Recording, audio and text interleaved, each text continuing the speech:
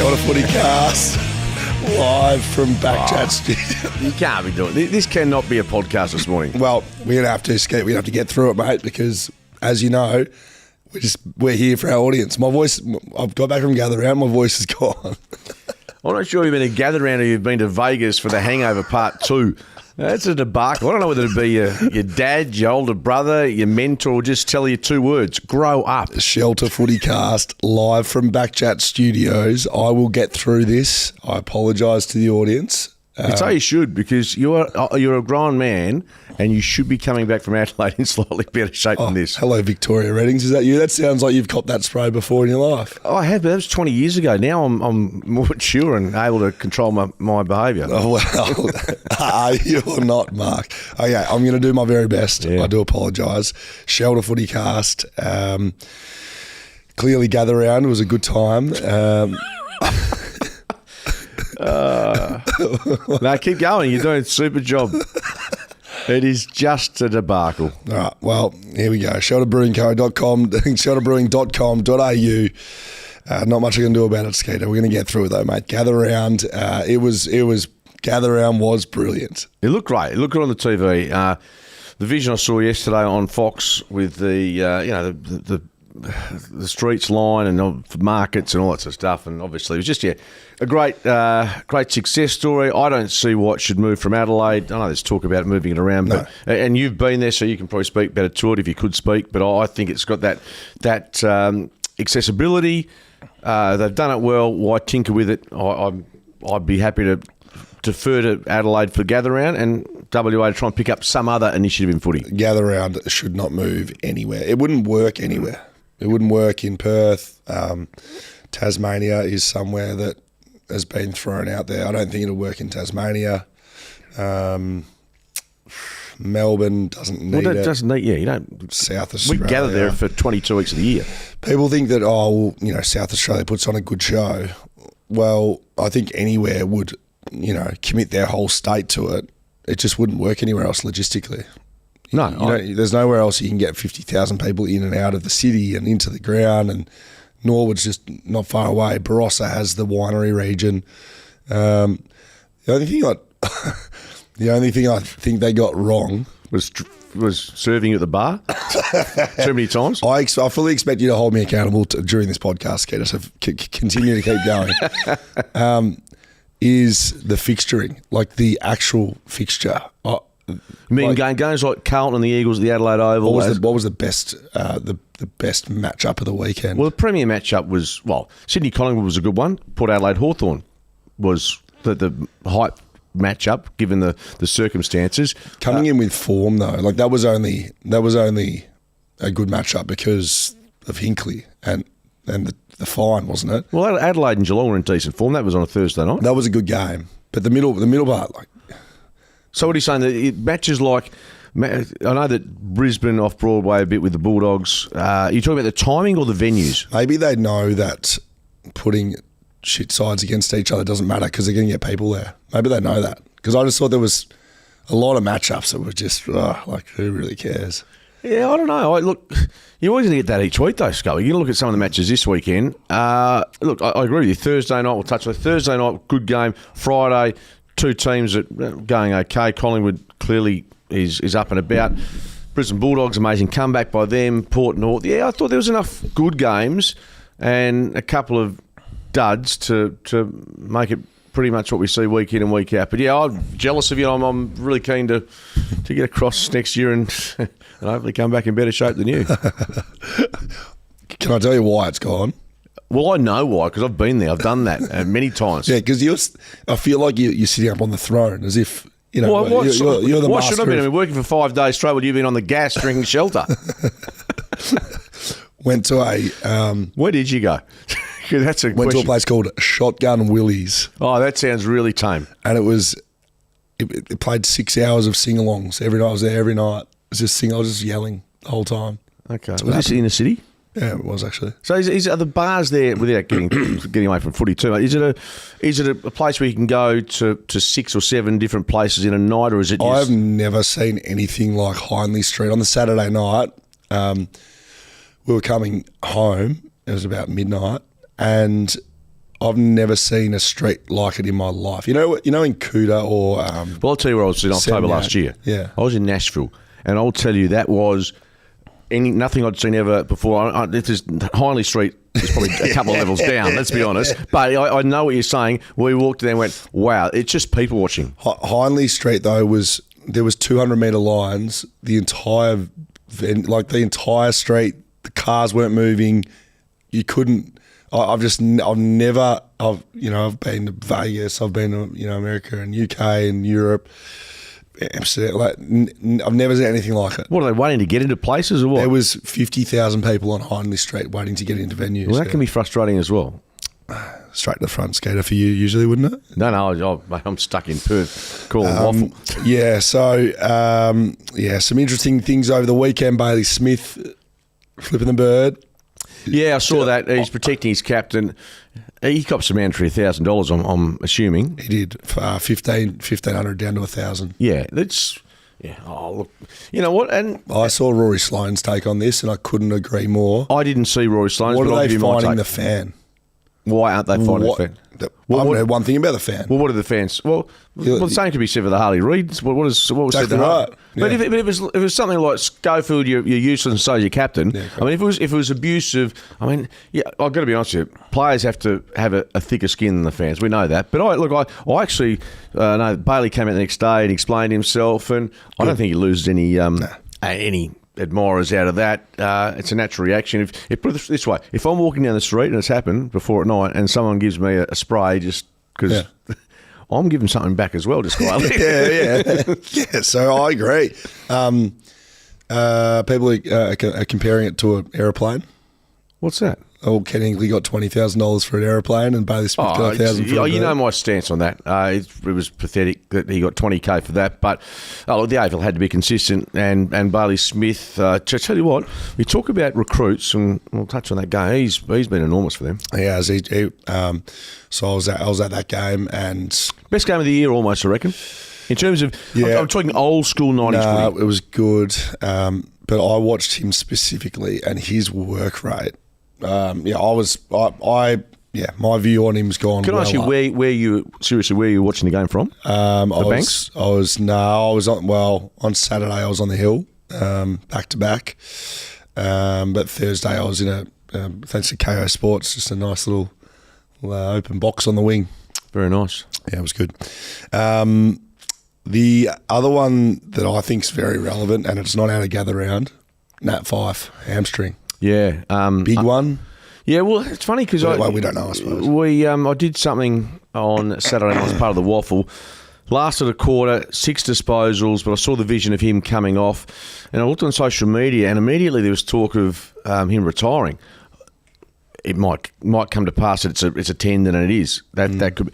I'd find it really hard to believe that a bloke of he's a pretty proud man, bowing out in that fashion. I don't know how severe it is. Obviously, it's not ideal, and he's going to be sidelined for some time, and it might be. But it doesn't matter how proud you are. If your body's not holding up, your body's not holding up. Yeah, that's true. But I think it's too, well, unless we know the extent of the injury, to say, yeah, it could be the end for Nat Fyfe. I think he'd want to get back playing some footy before he bows out at the end of this year. Again, you're right. The body sometimes doesn't allow you to do that. And he's had the knee surgery, some knee soreness. Hammy goes. Let's hope if that's the last we see of Nat Fyfe, that'll be very disappointing. Yeah, I agree with that. And what about on the Eagles side of things in selection? Tom Cole, Tim Kelly, swinging the axe before their game on Saturday, and. Well, you went here on Thursday, and we discussed it. Hammer and I discussed it. We went through some numbers for Tim Kelly, and look, he has been down, but the stats from this year, and when it comes to contested possessions, disposals, score assists, he certainly wasn't the worst out there. It was a statement made by Andrew McQualter. Then, of course, Tom Cole comes into play. Look, the feedback I'm getting from Saturday, and speaking to Carl Langdon yesterday, He's very critical of the club, the way the players are training, the lack of training in his eyes. And, David Mundy, having spoken to him, he said, well, that's for travelling teams. That tends to be, you don't train as much as what you ordinarily would for a home game, for instance. Anyway, there's days often. Yeah, but the thing that Carl would be frustrated with, and I've played in good and bad sides. When you're bad, that's not when you don't train. Like you, selection, culture, coaches, new club, a lot of new people there. You don't get better by doing less. No, exactly. That's life. That's in 100%. That's in life. That's, Rory McIlroy wins the Masters this morning on the playoff hole. He's been trying for 12 years to get the job done there, and you have to keep working now. The point is, though, like West Coast are always going to have to travel. So exactly, 100% right. You can't say travelling teams. And Jack Graham was surprised by the, I guess, the lack of training volume compared to Richmond. The circumstances obviously affect that, but that'll never. That's not going to change. The broader question is: are the Eagles, when you're losing, you're not, but is everything okay there? Do you think in terms of player harmony? We've got the Oscar thing floating in the background. Harley Reid's future uncertainty. I mean, is there? Skate, you know that. Do you think that this is a surprise to me? Like, no, I'm talking about. I identified this before. But 5 weeks into the season, I said this. You said when I said they're not going to win a game. I said this. This is not a surprise to me. I think they'll win a game. But the Eagles. No, I said they weren't going to win before round 8. Oh. People are saying they do this and that. No, they're not. The Eagles had just 77 contested possessions for the match, the lowest in AFL history. Have they gone backwards from the darkest hours of Adam Simpson? I ask you that question. Yes. How? Why? I know it's a question. I'm asking genuinely. Because flipping an entire club doesn't fix it. Like you can't just bring in. I reckon they've changed. I don't know. High level decision makers from a staff point of view, probably like over 50%, and in the footy department, like. If you're talking major decision makers, almost every single one of them in the last 18 months. But their list you can't just do that and be. No, but their list surely has improved by virtue of having experience of Liam Baker, Jack Graham, Matt Owies. I mean, you would have thought they would not go backwards. They lost, and you can say what you like, but they lost Gaff, they lost Darling, and then Gaff steps away. Yeah, I understand, but footy clubs are more than just performance. Like, footy clubs are people and experience and teaching and education. Like, you can't just say, Darling's still playing at North Melbourne. And you can think whatever you like, but he's a 300-game player. He drives standards. He will not be your best player every week, but if you lose Jack Darling, who's a 300-gamer, one of the more consistent players West Coast ever had. But you're not saying by chance you would have had him on the list this year at West Coast? No, I'm asking you the question, a genuine question. You could have. Well, you could no. The way you're saying that. No, I'm just saying they lost Jack Darling. They've lost him. They have lost him. That is losing a resource. That is losing a player for Archer Reid, Jack Williams. But you'd have to turn the page, which they've done. Yeah, correct. Like, you ask him, well, why haven't they got better? Well, they've lost people. But they've also, I just think natural progression. You would have thought from the group. You don't. Well, that's back on the original point. You don't just get better. You don't just get better. It's not given that you get better. Well, they can't get much worse going. Oh, mate, I know, but I've been saying this. Can they get worse? I don't know how much I can tell you. Maybe you should listen. No. How many AFL games have you played? You say, No. All I'm saying is I felt like this is a pretty clear path. They weren't just going to get better. And then you're starting to see... they're not just not getting better; they have gone backwards. That's the frustrating thing for fans. And you know what? Even when you compare them to a team like Richmond, who I know they've got high-end draft picks, but they're young, they're very green, but they look like they are having a crack. Now they fell away yesterday. They've fallen away in matches. But I'll tell you which team I'd rather be thinking long term for the next 5 years. One thing that hasn't been discussed openly, well, I haven't heard too many people speak about it, is when Andrew McQualter was given the job. Yep, he was hired so late, and that process was whatever was going on. Remember, Stephen King was sort of in the mix, and they might have had another person that I can't quite think of, but Ashley Hansen at stages, and there was finals involved. But they pulled the trigger so late. Andrew McQualter wasn't able to bring anyone in with him. So when Adam Simpson got to the club. Brady Rawlings came with him. Daniel Pratt came with him. Yeah. Drew Petrie came with him. Andrew McWalter doesn't really have anyone like that. And so from a coaching perspective, I'm not having a go at the existing ones, but I would say as a head coach, it's really important to have people that you know and trust. And Andrew McWalter, I don't think he's probably working with new people. We've got Jared Schofield there. And they're all great coaches. I know they get on really well because I've got the information. They're getting on swimmingly. But you're right. It's about having the right chemistry there. Think about starting a new radio or TV show. You could be working with one of the great presenters of all time, but it would take a while for you to understand when to speak and when to laugh. And you and I still can't even figure it out. But the connection and chemistry is and that's across everything, mate. Yeah. Like players, coaches, admin, everything. It's going to take some time. Yeah, well, and I'll finish by saying this, is that we're 5 weeks into the season and you're struggling to find, I mean, just off the top of your head, who's leading the John Worsfold medal at the moment? Is it Ryan Marrick? Is it, I mean, who is it? It is a question, I'm not sure. I mean, I don't think Ryan Marrick played round one or something like it. Anyway, I threw a name at it because we are so bereft of options in terms. It's a bleak season. Unfortunately, Eagle supporters, maybe there's a priority pick at the end of this year, maybe. And you know what? The more I think of it, if Harley and Oscar do go, that could be the only way out of getting some quality young players into the group. And that sounds drastic, but it's not beyond the realms. Well, success is driven by people. Yep. I'm a firm believer of that, and that's in it's in business, it's in footy, it's in families, right? It's driven by people. The best sides don't always have the very best list. They're the best people. And so that's where they need to focus across the whole footy club. It's not a good thing that West Australian born, oozing leadership, should have, could have, easily been the captain of the football club leaves in Tom Barras as vice captain. In his life he would have ever considered doing that, and he's gone. And the very next year, your actual captain, who was West Australian born, I'm talking about all these West Australians want to come home and play here. You got your vice captain and captain. The one, you didn't sign, and two, want to leave. That pretty much says all there is to know about the people for me. That's why I've been so critical about looking after people.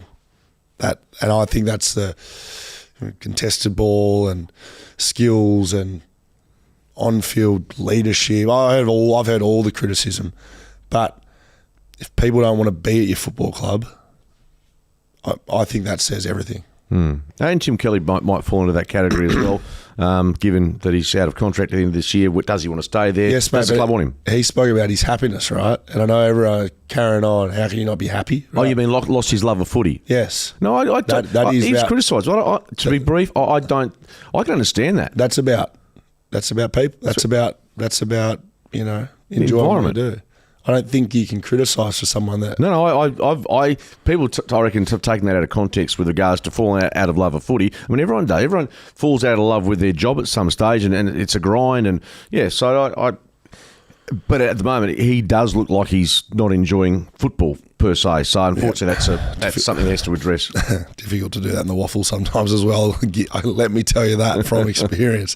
All right, Skate. My voice improving, or do you think? Yeah, it's slightly better by the weekend. I'm hoping Wednesday you're a bit better. It's Wednesday.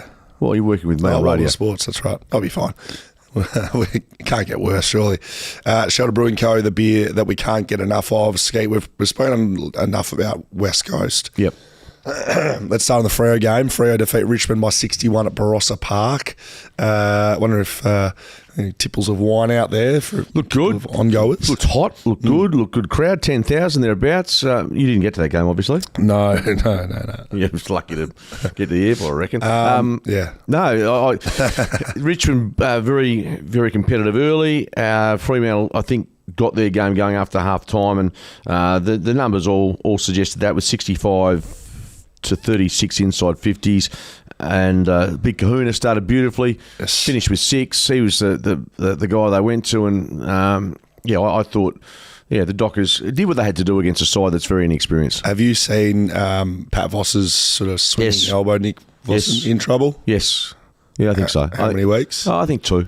And I saw them after the match have a chat, and I actually thought Pat was saying, I didn't realise I clipped you, which, it can happen. Right. But he was just... It's like a big puppy dog. He's exuberant. He's keen. How was his celebration? I know. That was unreal. I love that. Oh, that's great. And he brings a lot of energy to the group.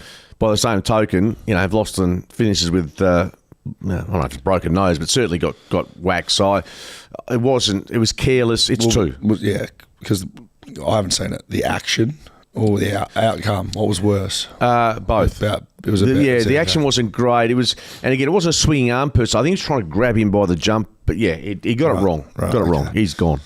Positive is that Sean Darcy and Hayden Young returned, and I haven't seen anything this morning. Like, they get through unscathed. Yeah, honestly, they could have both had 5 touches, and if the report is they got through the game, they didn't get injured, I think that would have been a positive result. But they both played pretty well. Yeah, and Sean Darcy for me was the one that had to just doesn't matter how Nankervis went against him, but was able to get his body through as much footy as he could. And look, I wouldn't have played him, nor would you. I think we spoke about this last week, but they know him better than us.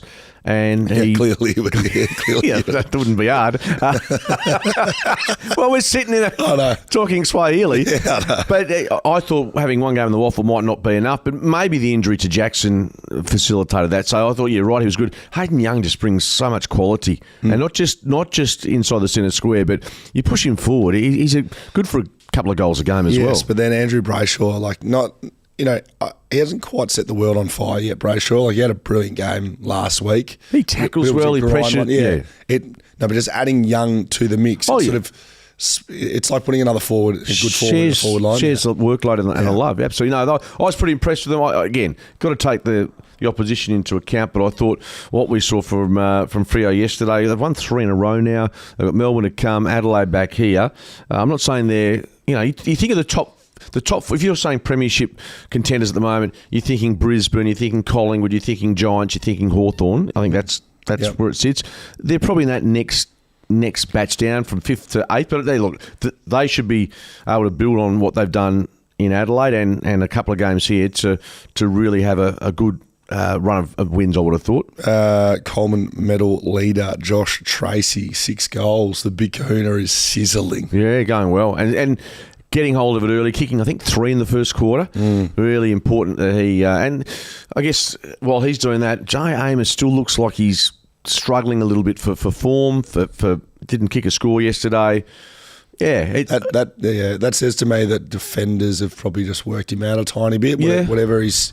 I haven't played on him before, so can only say by the way I'm looking at it. But when you see a young player do this, it usually means that, one... defenders and backlines are really respecting him. I don't think people are just leaving him alone to do whatever he wants, which maybe as a young forward.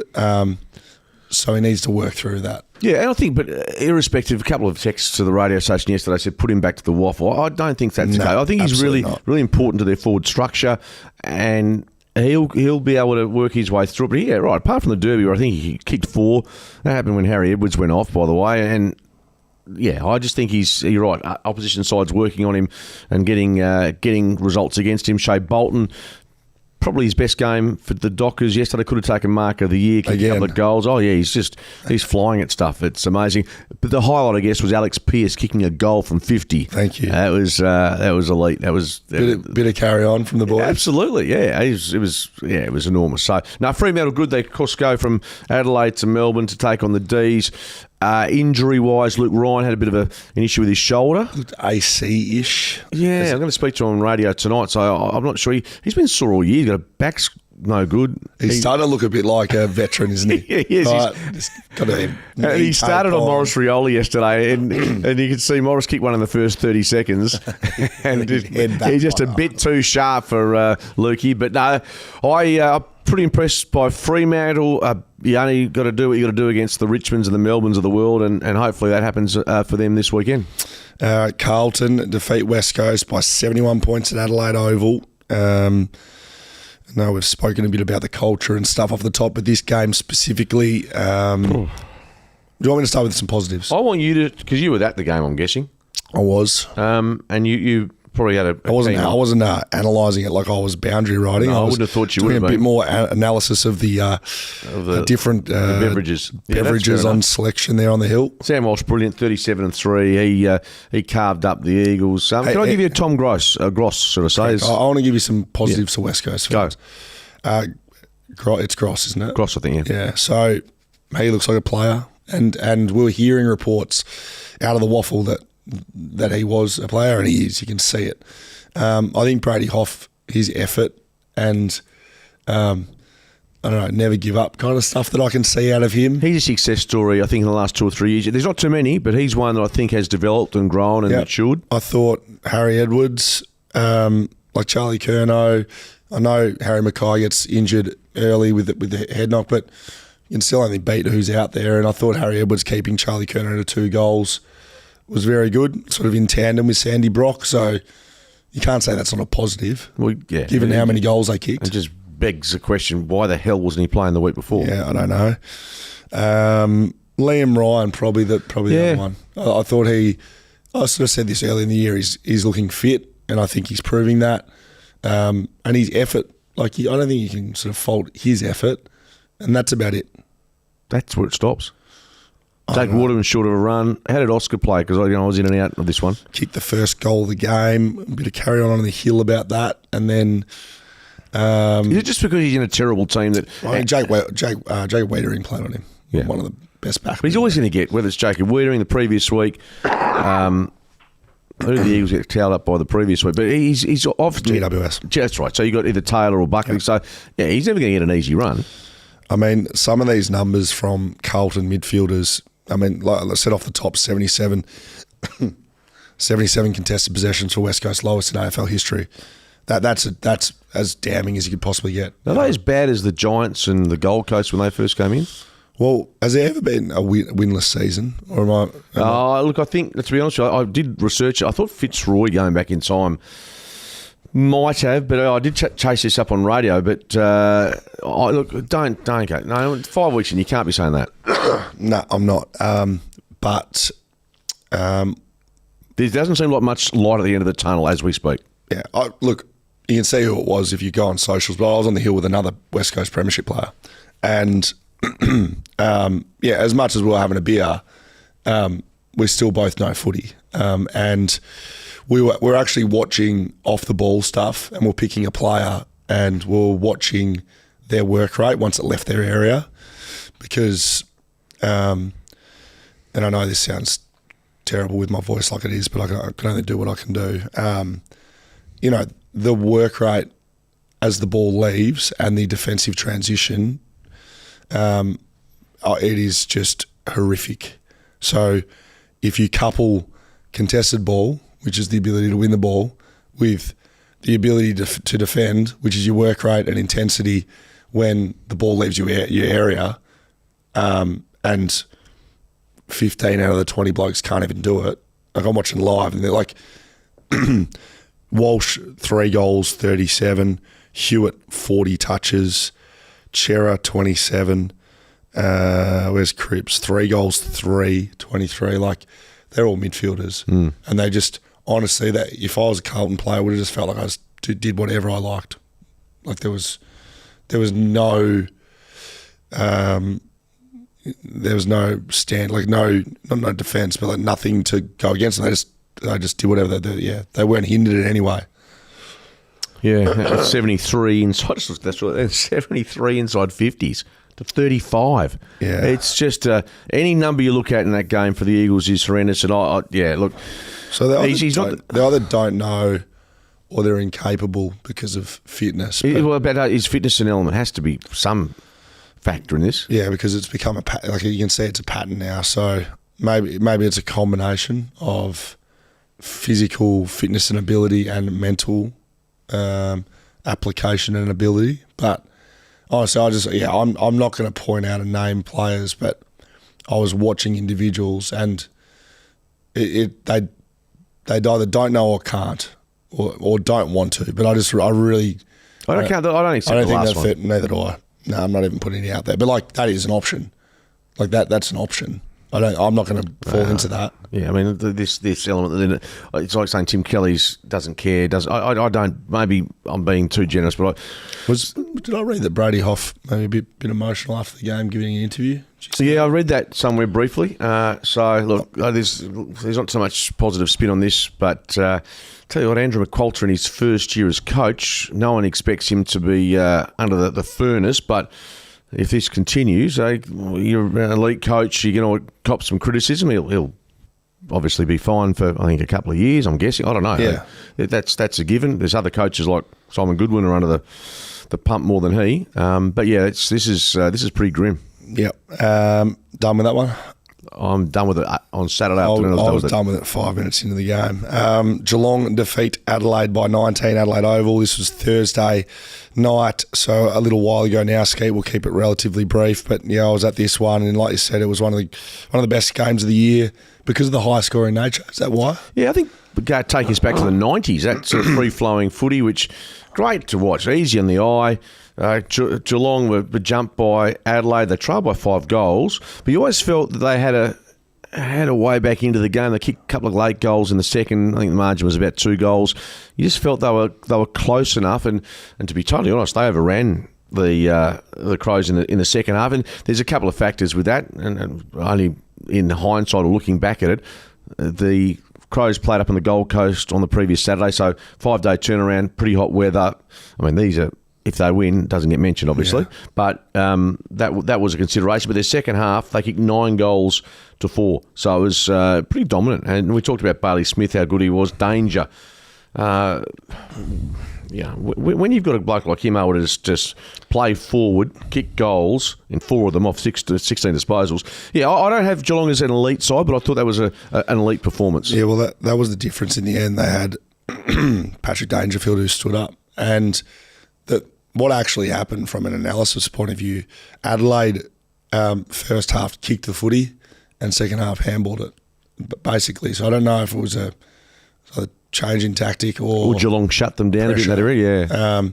But they just over-handballed it, turned it over, and then Geelong took advantage of it. So 19-point win in the end to Geelong. I thought Dangerfield was outstanding. And like watching him in person, he's still got all the power. Like he has not lost his power. He did admit on radio recently that he's got the power, just doesn't have that as consistently as you through his advancing years when it comes to sustaining that over a period of time. But when you're playing forward, repeat power. He doesn't have midfield repeat power. But he's got forward repeat power. When you're in the forward line, you don't have to be as proficient in that area. And Bailey Smith, that's what he's got. He's got repeat power. Like he was just fizzing around, 35 touches and a goal. He was just running all day. Yeah. Yeah, so again, not that West Coast have a Bailey Smith, but, is it his fitness or is it his mental application that allows him to do that? Like in my time across the AFL, I personally never felt physically overwhelmed by sides. I never felt like, Sydney when they were at their strongest, maybe. But in terms of running and fitness, I just struggle to think there's that much of a difference. My voice is going well. I just listen to you. Hayden, you give me another drink, please, mate. How many more games have we got to go before Schoey? Collingwood, Sydney, 31 points, Adelaide Oval. I'll start limiting my words. Yeah, no.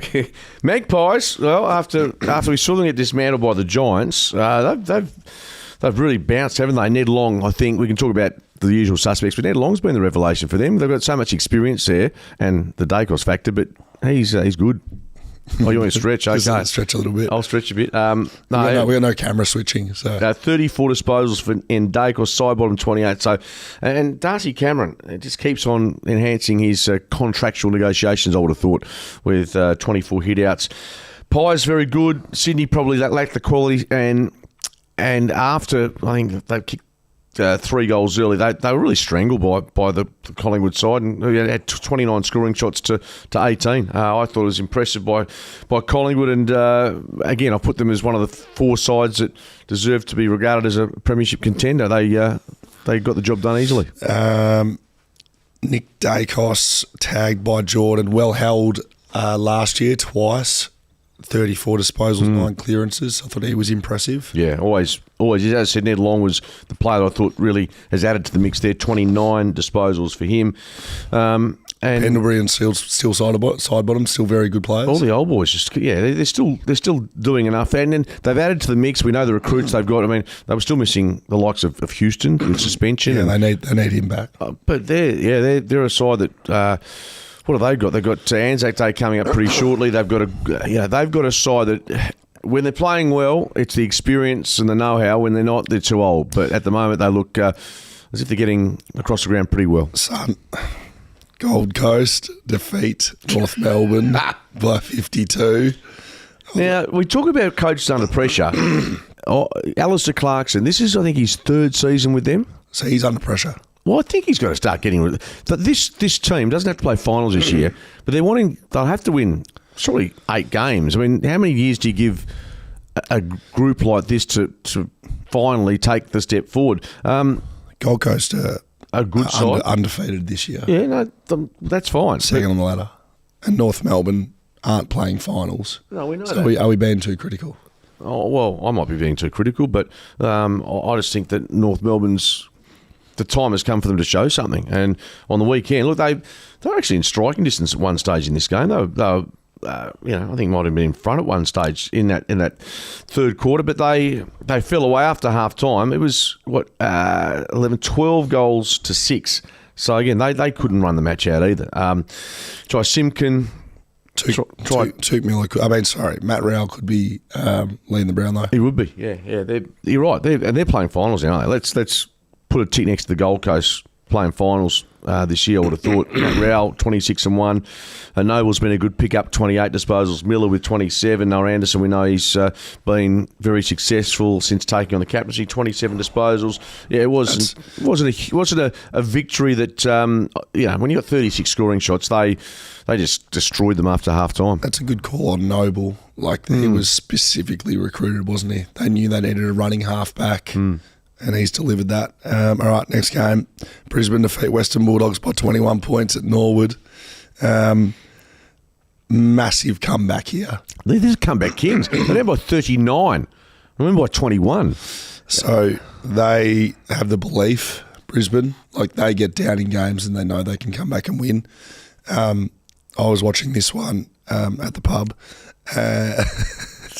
Really? And...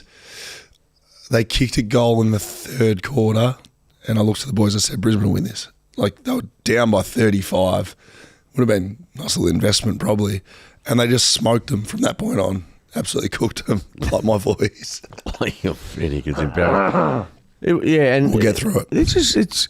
I don't know whether you want to be winning that way all the time. You just want to win, don't you? You want to win, but you don't want to, if you're Chris Fagan and the young boys, do we have to be 40 down before you start following a shot? I mean, they kicked 14 goals to 5. Again, after half-time, a lot of these sides are doing the damage after the main break. But, the self-belief they've got is quite extraordinary. Bailey kicks 3 goals.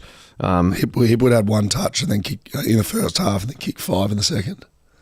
Yeah, but he's one of those players that can turn it on, isn't he? Will Ashcroft, 31 disposals. I mean... Lockie Neal, 28. They're the best team in my opinion, at the moment. That might change, but if Brisbane play to their optimum, I still think they're the hardest team to beat this year. 21 points to win. Again, I thought game over at 39 points. I was sitting at the NRL and watching that and thought, well, this is their first loss of the year, not to be undefeated. For some reason, though, because of the way Brisbane are winning, people are underrating them, and they sit on top of the ladder. Yeah, don't you think? I think people have been hotter on GWS and Hawthorn at stages and how good's Gold Coast because Brisbane's giving the way teams, they won. Yeah. I mean, they came from behind against Sydney. They've done it against Geelong. They were in all sorts of trouble. So, I have them as my premiership favourites. I tipped them to win the flag this year. Long way to go, but if they stay healthy, and obviously you've got the banking a lot of those games up at the Gabba. Thursday night's going to be huge against Collingwood. Can't wait for that. Should we make some merch that you can wear around that says, I picked Brisbane to win the flag this year? Well, I did it last year as well. So you yeah, again. Well, they... Actually, the top 4 teams at the moment, it looks like a pretty even mix. I didn't think we. I don't. Well, I didn't. I didn't think we'd see Collingwood there. No, you're probably right. No, I'm with you. I didn't think Probably probably the that. side that's. Yeah, like the other ones, I'm like, Gold Coast. You know, I thought that'd be good, but Well, they're not that. Yeah, I don't think they're in that discussion just yet. no. Essendon defeat Melbourne by 39 at Adelaide Oval. Gee. This was somehow wasn't the worst game of the weekend, but that was West Coast Carlton. Yeah. But this was very close with two sides that probably have finals aspirations. Like, Do they? well, But Melbourne. sorry, they probably did. Oh, did Melbourne? Oh, yeah, no, the closest so thing Melbourne's they got did. is whether their coach is going to last the whole year or next year. So what do you think? I think he's going. I think this is his last year. I don't think Goodwin will be there next year. Midweek sacking, mid-season sacking. I don't know. Not sure about that. But It's a possibility. yeah, They a premiership coach who We've been through this, Skater. A premiership coach under pressure. You know what I mean? We just did this last it year. was 21. Now it's 25. Yeah, but we went. There's a bit of the same conversation as Yeah. with Adam Simpson, won't it? Yes. Yeah, I absolutely. Yeah, I agree totally. Melbourne, and I've said it all season and pre-season, they can't kick a score. 57 points on the weekend. They're not going to win any games of footy like that. So is the criticism of Goodwin coming because people think the list is better? They should be scoring. Well, I think we all get seduced by the midfield. You know, when you look at it, Gawn, Petrarca, Oliver, Viney. It's this is a team that should be winning some games of footy against teams around the mark. And Essendon's a team around the same sort of space you would have thought. So yeah, they're and even looking ahead a bit, Cosy Pickett has changed his management, I believe. Anthony van der Wielen's taken on the. Why has he done that? Because he's coming home to Perth. Yeah, correct. That's the only reason. That's pretty funny. That's pretty funny, don't you think? Like, Yeah, no, well, so look, Jack Merritt, got to give him a shout out, 37 disposals. You speak of racking up Brownlow votes, this guy, he has to be under notice. but I don't think, Because they're not winning as much. I'm sure that he'd love a Brownlow, but I think he looks like he wants to win. Do you know what I mean? Oh, yeah. Like, I think he's playing so well. Yeah, He's one of these rare players that started as this, probably, well, not rare, this isn't rare, but to be a really selfish player early on. He looked like he just wanted the ball. That's pretty much it. But now what he does is he wins the ball, but he's so team-orientated in what he does. Like, he reminds me of an older Sarong and an older Brayshaw at Freo. Yep. And I think that's why Freo have got really two good ones there, because they do the team stuff. And I really hope for Zach Merritt that he gets to play in finals, win finals, and have a chance at playing in a premiership. Yeah, I don't think it'll be this year, though. No, I don't either, but I think for his career. Yeah, he deserves it, absolutely deserves it. And John Menzies with 4 goals, that game to me, I didn't see it because I was doing the waffle, but... It was so bad. It was so bad. And that was after a day on the hill. Watching the Carlton crap. I was having the best time of my life. And mate, it was terrible. So you get, is it one ticket for the whole day? No. That was last year, wasn't it? That was last year. They went back-to-back games, which I thought was better, but I think they wanted the double dip. That's So you had to buy 2 tickets, is that right? So when you're in for the first game, they clear the ground. Yeah, So you go outside the ground? Yeah, but there was a big gap. Like the first game started at 12 o'clock, Yep. and then finished by 3:30. And when's the second one start? 7:30. Oh, so you go to the pub and The Norwood game was on because so a lot of people were getting on. They had buses going to Norwood. you go and watch that game. Yeah, people left the West Coast Carlton game. At half time. Yeah, half time, regular time. Went to Norwood and then came back. Watched 3 games of footy. Yeah, it was a big day. That's jeez. No wonder you. I didn't know that.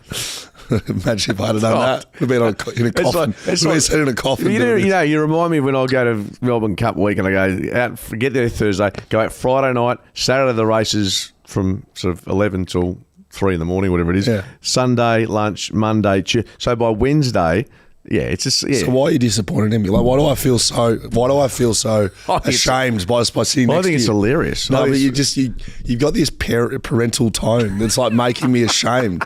Can you just get off my back, please? You know what it's like sitting here. You don't want to be made to feel bad about yourself. No, I think it's great.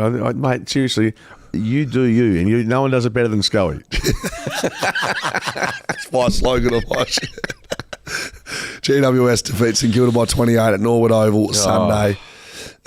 This pissed me off, this guy. Why? Oh, I can just imagine. So I had a slight investment. I had at half time, Giants minus 31.5. Just an investment. And they led by 50, I think it was, at three-quarter time or thereabouts. They have kicked 5 behinds in the last quarter. St Kilda have kicked 3 or 4 goals, including Jack Higgins. I think he must have kicked the final goal to bring the margin to 28 points with a second to go. So was it? It was a second to go? Yeah, I was on the phone. It was, 1 second. Oh, goal. Great. So, yes, Jack Higgins, you can stay in Adelaide. I know you hate that. Yeah, Tom Green was very good. Yep. Toby Green, 5 goals. St Kilda and Isaiah Wanganeen-Malira. Like, he played a lot on the wing from what I was seeing. Yep. He had 3 goals and 25 touches. Very, very good. Yeah, the quality of the Giants, I think. It's a bit of a nothing game, though, isn't it? Well, it was a nothing game because the game was done. Essentially, well, by half time, I don't think you could suggest anything other than a Giants win. They did, as I say, put the cue in the rack in the last quarter in all seriousness and kick the 5 points. Yes, St Kilda's one of those sides that have had a couple of good victories, but I think what we saw yesterday was the class element coming through, and you mentioned some of those leading players, and Green always good, Callum Ward, the old boy, getting touches, and 33 for Ash. What did Jesse finish with? I didn't check his output in that one. Jesse Hogan? Yeah. He had... I've lost it. Where is he now? He's at 2 goals. So, yeah, moderate output. But, they kicked 110 points, 16 goals. A high-scoring weekend, actually, to be totally honest. Yeah, it's a good point because the last game of the weekend last night, what do you reckon about the timing of this? I just feel like... A Sunday night? Yeah. Now, bear in mind this went, not just Fox, but also 7 into Melbourne. So I reckon the numbers would be pretty good on that basis. And there's some talk that they're looking, whether it's Port or Adelaide, looking to have a Monday night game next year as part of Gather Round to turn into a 5-day extravaganza. They'd just be trying to extend the weekend. Yeah, but the problem is, I'll tell you what, I was ready to get the hell out of there yesterday morning. It's a bit like me doing Derby, then the Cup. The Oaks is great, but you can't. Once you get there, you just need to leave. You go, I'm dehydrated, I'm tired. Voice is gone. Yeah, voice is gone. Yeah, no, on Monday night, I'm not so sure that will swing. Yeah, the timing though, when would you have played that game? Yeah, it's a good point. I was trying to get my head around the thinking of the fixturing. Like, they obviously want to bookend it. It's also television-wise. Yeah, and they want to bookend it, though. Like Adelaide Thursday and Port Sunday. One of those extraordinary games. Now, I'll be handing I was at dinner last night, so I didn't catch much of this. But the first half, I don't think anyone saw this coming. Yes, I don't know if this was just a sleep at the wheel or... mentality, like, because they clicked it into gear in the second half, but it was almost a 64 point margin at half time. It was a bloodbath, and Port Adelaide got hot, but Hawthorn were well off their game. So you combine it, and that's what you get. And I mean, that's a good thing about footy, though, because no one really gave Port Adelaide a chance other than it was at home. Like, people expected Hawthorn to wipe them. Well, they got cloud up by St Kilda the week before. Hawthorn have been hot, but as Sam Mitchell said post-match, the numbers have been a bit misleading. He hasn't been as convinced about the form as a lot of people. It's easy to throw it out, but were they a bit big-headed, the Hawks going over there, and we were all talking about the celebrations with Ginnivan and Watson. Well, neither of them had an impact in the game. But you know what? Yeah. It's great discussion. I'm not about to say those blokes are, getting ahead of themselves, because that's the way they are.